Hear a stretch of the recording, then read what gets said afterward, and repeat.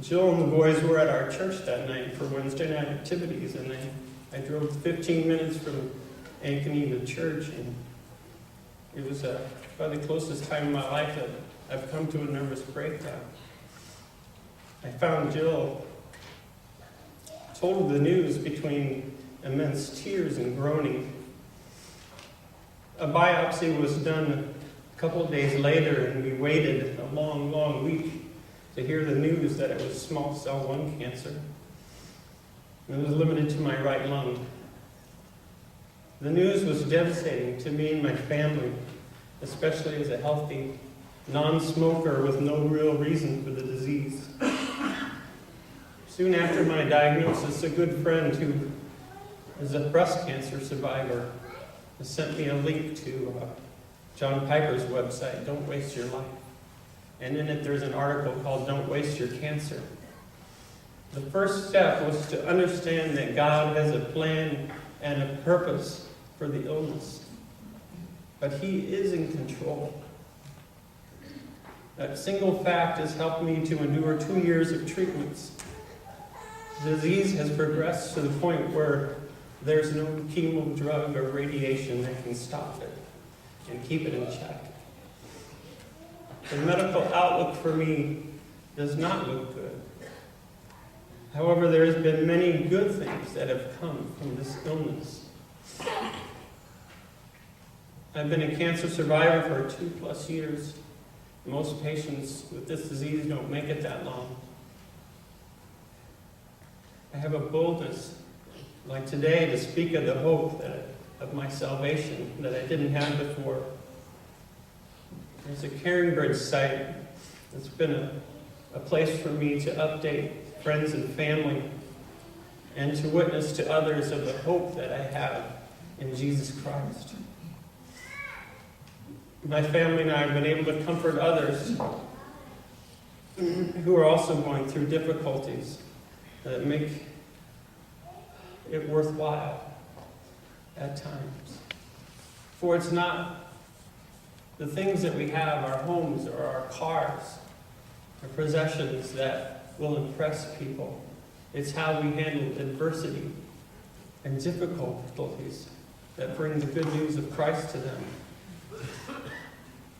There's a new closeness in our family, in our extended family.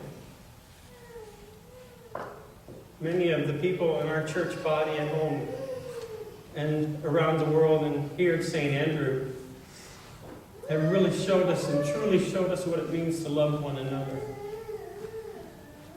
I don't know what trials and afflictions you're going through this morning. Maybe it's a health thing like me. Maybe you've got a relationship problem with someone, a loved one. Maybe your marriage is on the rocks and it's just looks like crumbling between your fingers. Maybe you've lost your job and you can't find another job. Or maybe your finances are a wreck and you're in debt that's like a millstone around your neck. These times I've reached for God's promises, and I have to trust in them every day. Such as Jesus said, "In the world you will have tribulation, but be of good cheer, for I have overcome the world." In Romans 8:28, the famous passage, all things work for good. It's hard to see often in the middle of our distress, those good things. God says, "I will never leave you or forsake you. Trust in me, and I will give you the desires of your heart." Jesus said, "Come unto me, all who are weary and heavy laden, and I will give you rest. For my yoke is easy and my burden is light." He also promises if we believe in him, we will have eternal life. That last promise is also one that keeps me going every day. It'd be very easy for me right now to just fold up the tents and say, "I've had enough. I can't take any more of this. Take me home."